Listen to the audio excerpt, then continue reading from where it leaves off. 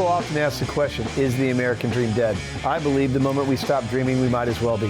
Hi, I'm your host, Craig Sewing, the creator of American Dream TV, a national TV show centered around real estate, lifestyle, and culture. A real show showing you real neighborhoods from real professionals. Today, we're going to take you all across the country, showing you why we live in the greatest country on the planet. Let's get this show started right now. Welcome to the American Dream. The American Dream. You're watching The American Dream. The American Dream. Showing you the real estate, the lifestyle, the culture. Let's get this party started right now. Let's go do this. It is heating up once again. We're the Davids going up against the Goliath. Real stories in real neighborhoods with real experts. The staple of the neighborhood. Can't wait to present it to you. It's all about lifestyle. In your community. That's what this show, The American Dream, is all about. Cheers to your American Dream.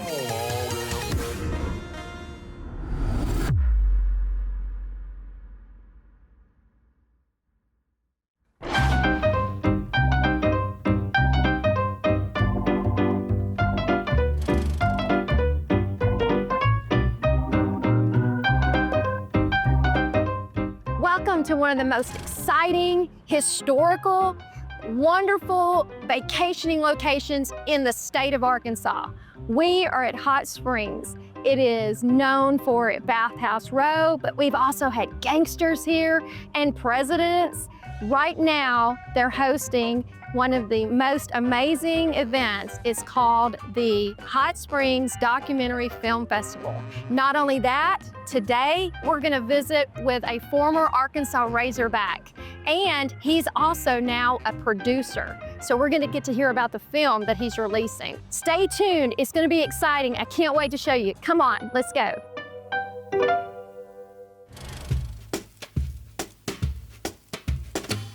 We are here today meeting with Alan Sims. He is a general manager with the Arlington Resort Hotel and Spa. Arlington Hotel opened to a New Year's Eve celebration in 1924. So this New Year's Eve, it turns 100 years old. It's hard to put into words how beautiful this building really is and the history behind it. I'd love to show you one of my most popular suites, the Al Capone Suites. Al Capone was a regular visitor here. He would come 4 or 5 times a year, sometimes stay for a month at a time. He would rent out the entire floor, his entire entourage would stay here. All he had to do was have one of his men watch out this window and he could see the Southern Club.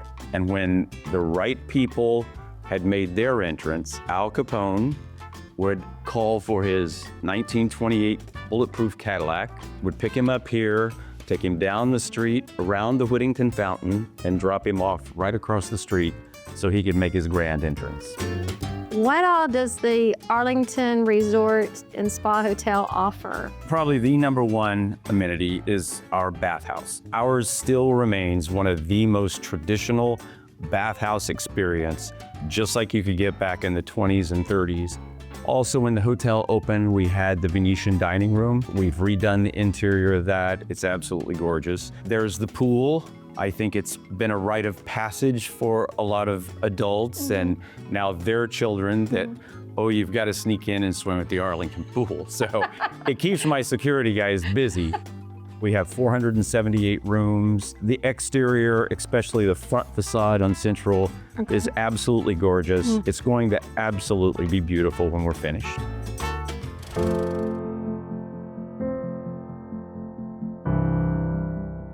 This is a pretty impressive film festival, and there's a longevity. Since 1992, so we are actually the longest running documentary film festival in North America. It really is about celebrating the art of nonfiction and nonfiction storytelling. An exciting event, especially when all the filmmakers come and visit, and we're really excited right now. Absolutely, and I can understand why. And I know from being in Arkansas myself, I'm super excited and I'm proud to see Gwen's film and what that means for us overall for our state, but also for the festival here in Hot Springs. Hi, Gwen. Obviously, I'm a Hogs fan, so I know a little bit about you as far as that's concerned, but I want us to get to know a little more than just about your football. But we want to start there and hear what's happened with you over the last few years. Anytime I talk about me and I talk about where I'm at today, I have to start with my parents, Robert and Bobby Grovey. Everything they taught me has allowed me to be where I'm at right now. You have a film here, The Price of Love. Tell us, how did you get from being a quarterback to becoming a film producer? I don't know.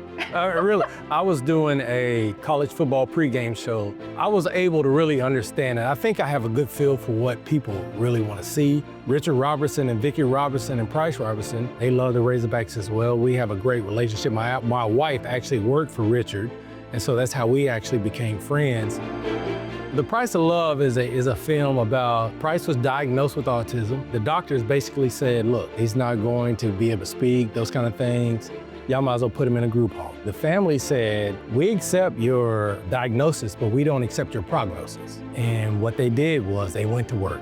And Vicki Robinson would not go to sleep until she actually found the right thing for Price and the family. And they came up with the Sunrise program, and now Price is absolutely doing good things, and he's impacted. If you walk through the city of Camden with that guy, go to dinner with him, it's a rock star.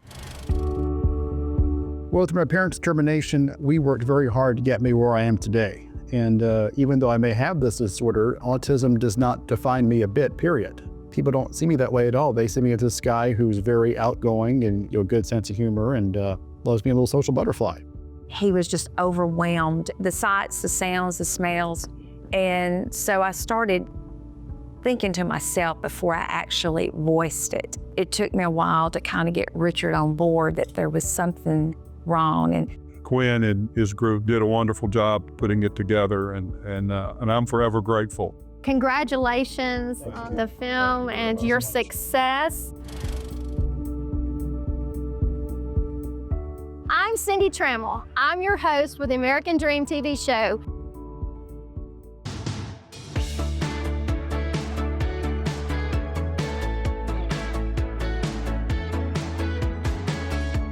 Welcome to the American Dream TV. I'm your host, Rebecca Cavallari, and today we're in Asheville, North Carolina, where I'm not just going to show you this must-see destination, but a community like no other that pulled together through recovery. Our first stop today is the EMMY Grove Park Inn and Spa. Let's go check this place out.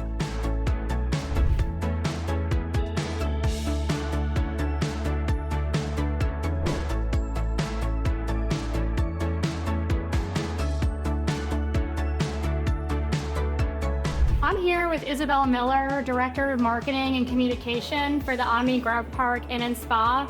So Isabel, what was the reopening process like?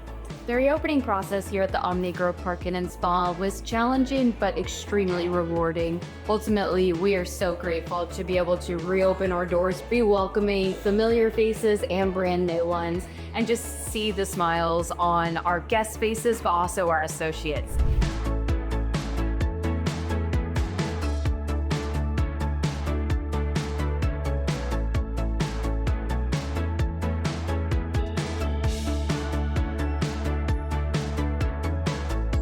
Isabel, what are all these gingerbread houses? Tell me all about it. This is known as the Gingerbread Trail of Giving. It is brand new for this year. So when you're on the Gingerbread Trail of Giving, you'll see a QR code and you can click that. It'll take you to the Always Asheville Fund, which is supporting small hospitality businesses in the area as they rebuild after Helene.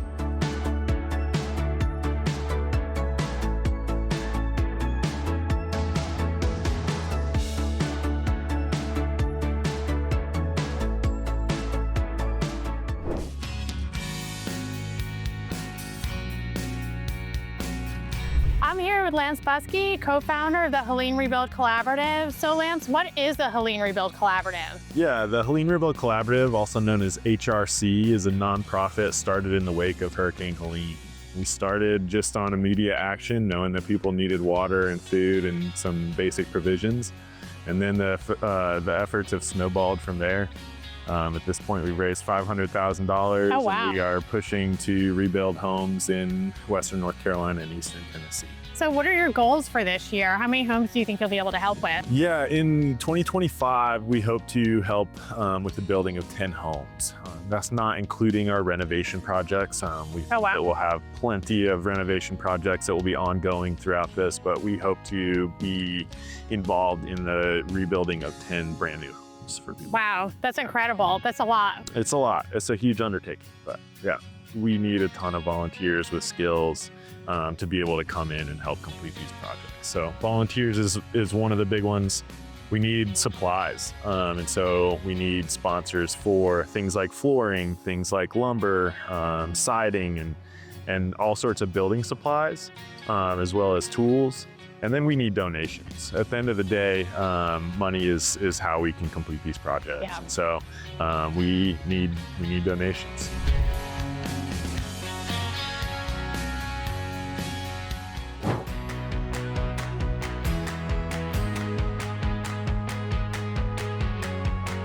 I'm here with Reverend Dr. Marcia Mount Shoup, the pastor at Grace Covenant Presbyterian Church here in Asheville, and Reverend Tammy Forte Logan, the Equity Missioner for Faith for Justice Asheville. So Pastor, what services do you offer here at Grace Covenant?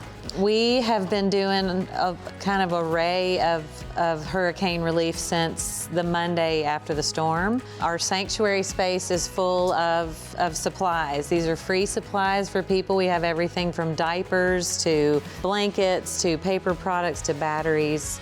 A lot of what we're doing is around rent support. We've done about $2 million in rent support here at Grace Covenant in 2 months' time. We've also done about $500,000 of Duke Power Bill support as well. An amazing outpouring of generosity and work and just the will to be with people in this difficult time. A lot of the folks we're serving are service economy workers, the backbone of our economy here in Western North Carolina. And a lot of them have missed wages, some for a month, 2 months. Now we're going on our 3rd month for some. And so paying the rent is really difficult. So we have a relational approach where we sit down, we really connect with them. Tammy and I are there with them pastorally while we're getting information. And then one of the most important parts of our process is that we get on the phone and we talk to the landlords directly. We have a relational approach with the landlords too. And so this is for everybody. This is our community trying to pick up the pieces.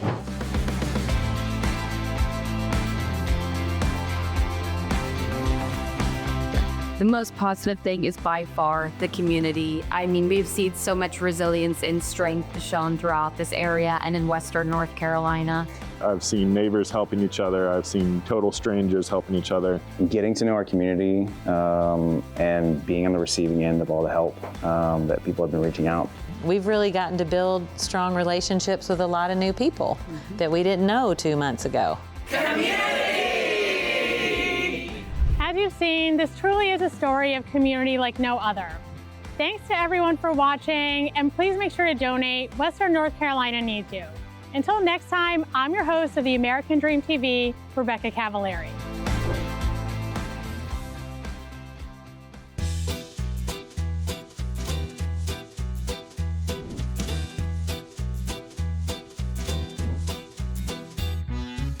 Hi, welcome to the American Dream. I'm Wendy Merrill, your host and lifestyle expert here in Las Vegas. Today we're going to be looking at The Bootlegger, a world-famous, iconic Italian restaurant with 75 years of history. We're going to meet some members of the family. We're going to see the restaurant. We're going to meet some entertainers who perform here regularly. You ready? Come with me.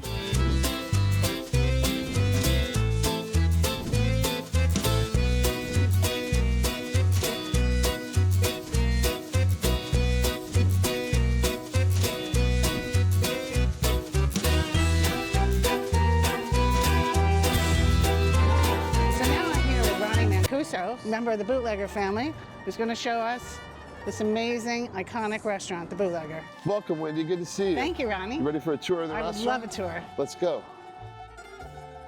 Ronnie, tell me about this wall. Well, we're celebrating 75 years that my family's been involved in the restaurant business here in Las Vegas. These are some of the restaurants. Up here is, in 1955, they opened the first Venetian pizzeria on Fremont Street with my aunt and uncle, Angie and Lou Rubo. That was like the first pizza place in Vegas. A lot of people would come to it. Then in 67, they built the Venetian Ristorante on West Sahara. Then in 73, they built the first bootlegger on Tropicana and Eastern. Right. And they were there till 2001 when we moved to this location. Very good. Quite a history, right?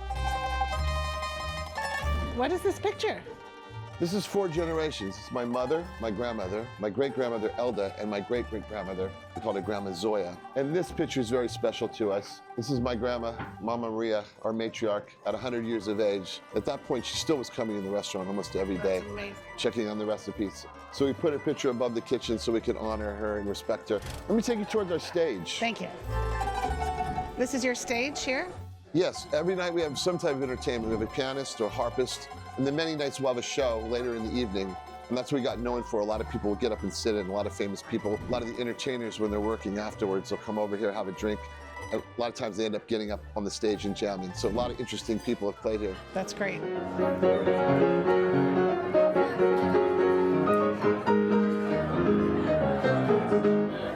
Look at all these pictures.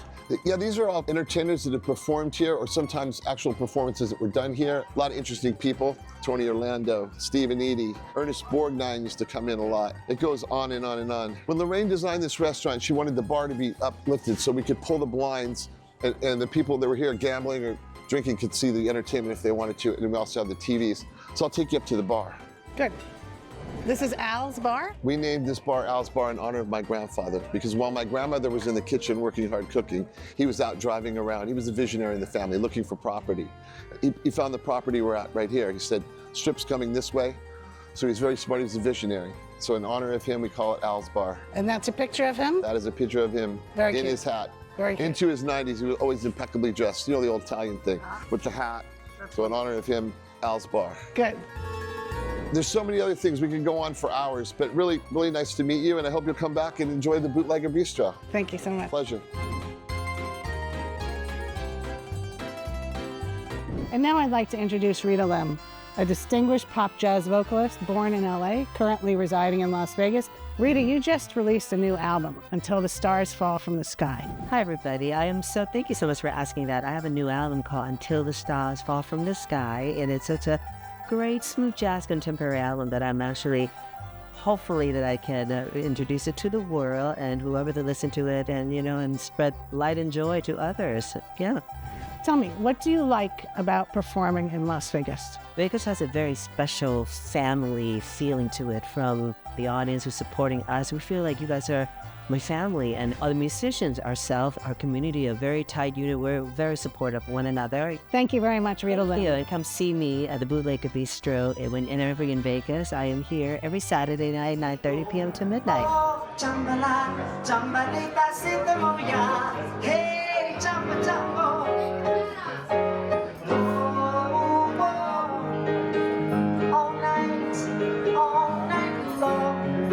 Hello, here we are in the Mancuso recording studio, and I'd like to introduce you to David Siegel. He's a musician, songwriter, and producer currently living in Las Vegas, Nevada. Tell me, how did you discover the Bootlegger? Oh yeah, well I first became aware of the Bootlegger when I was living in Los Angeles, and I was thinking about moving here, and I happened to watch the Anthony Bourdain show on Netflix, and the first episode I watched was the Vegas one. And first thing I saw was him hanging out here at the Bootlegger with the local notable singing artist Laura Schaefer. I thought it was beautiful and sweet and classy, and I said, man, maybe if I move here I could get a gig out here, meet some singers. And 6 months later, sure enough, I was out here. I was fated to meet local singing artist Rita Lem, and after meeting her, we've been working together ever since. We just put out her new debut album, Until the Stars Fall from the Sky, which I'm very proud of. Thank you, David. Great to talk with you. Thanks so much for having me, Wendy. Thank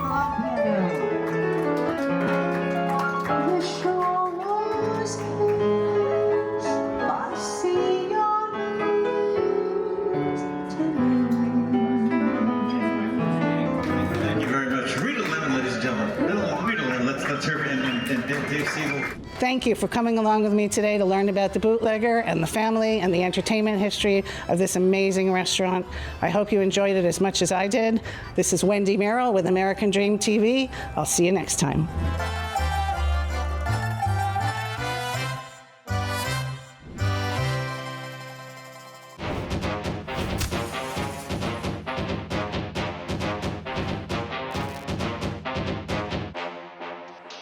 Bare Knuckle Fighting Championships is one of the most raw, electrifying, gritty combat sports on the planet. It has finally made its way here to Atlanta.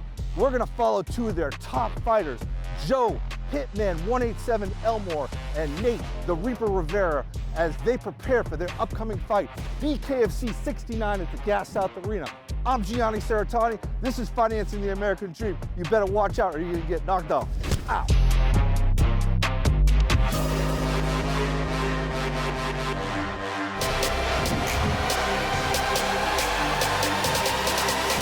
Ready? Tackle up!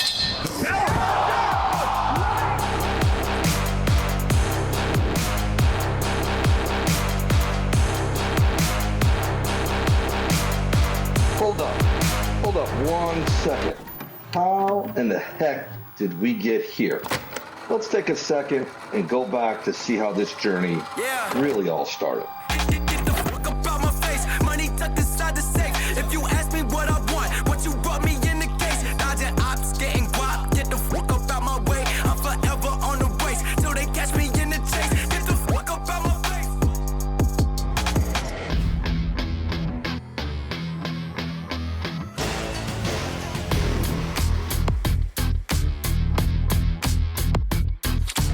I'm here with Keenan Clark. Thanks for having us here today, brother. Appreciate you. Thanks, man. So, what prompted you to open up a fight gym?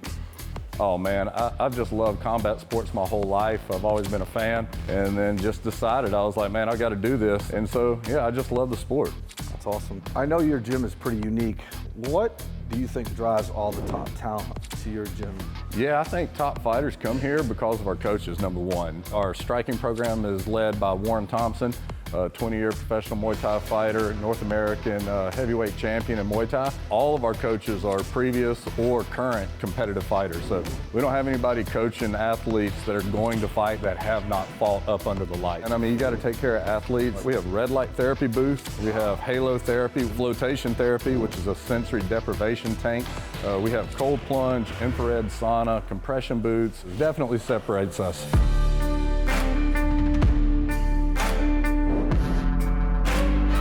Joe, thanks for having us here today. We appreciate you, brother. Thanks, brother. So, Joe, tell me a little bit about your motivation to get started in fighting. Well, my motivation now is my family, but in the beginning, it's just when you come from a small town like I did, I just wanted to prove to those people in that town that you could leave and make my family and my town proud, and here I am today still trying to make everybody proud, and yeah, I love this life. Well, I know you're an intense fighter. How do you get to that level? Tell me about that. The ones I love, it's easy to fight for what you love. I was bullied and picked on a little bit, and I always hated how it made me feel. That's why I'm here at Torch and Renee, to be honest. They promote anti-bullying. We promote passing the torch, teaching the youth. If we can get kids in these programs, they grow up to be good men, and fighting is just giving me that opportunity. And it's easy to be passionate about something that gives you life. Air, water, fighting, that's my life. That's awesome. Joe, thank you very much for having me today. Yes, sir. I really appreciate you. Good luck on your fight coming up. I'm calling it right now. #1 BKFC fighter in his weight class, soon to come. Watch out, this man's an animal, and he's gonna kill it.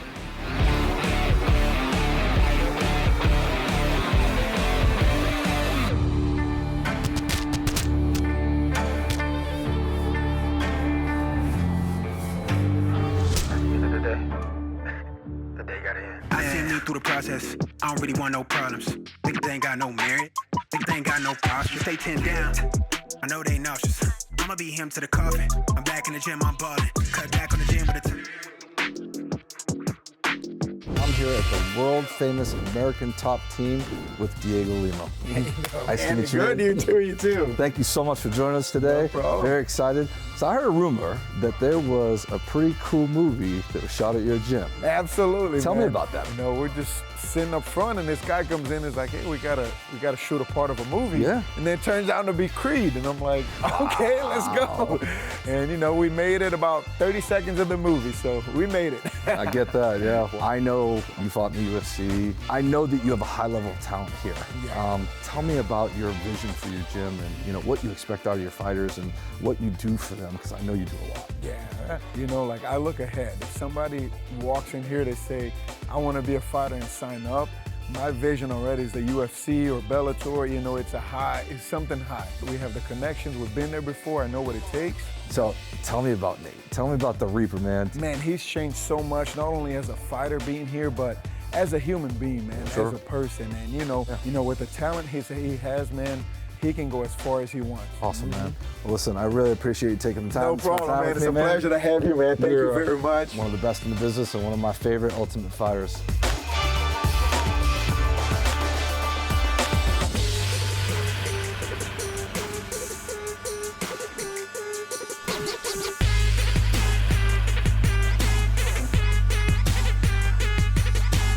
I'm here with Nate, the Reaper Rivera. Bro, brother, love you, man. Love you, brother. This boy is very special to me. We have a history together. We trained when he was, what, 8 or 9 years old? Yeah. And I knew Nate as an MMA fighter, and then he transitioned into bare knuckles. So tell me what happened in your career. What made you decide to go straight to striking and bare knuckle fighting? Yeah, so, all my fights were in MMA as an amateur starting out, and then I started getting these amateur boxing fights in between my MMA fights. And I fell in love with it. I had one professional MMA fight, and then I got this opportunity to fight for BKFC, and now we're 3 fights in, and I still don't have a scratch on me, but I think this is where my home is.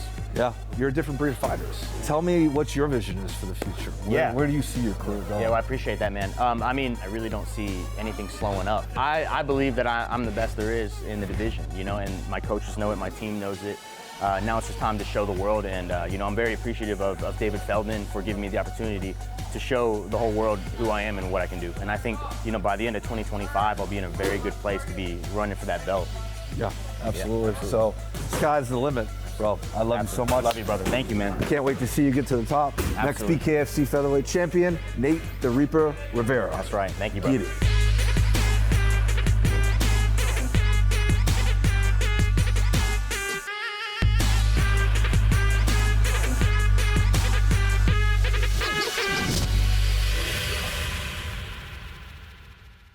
I hope you enjoyed today's episode of the American Dream TV. We created this show to combat negative media, to show that the American Dream is alive and well by showing you real stories in real neighborhoods. Thank you so much for watching the show, and cheers to your American Dream.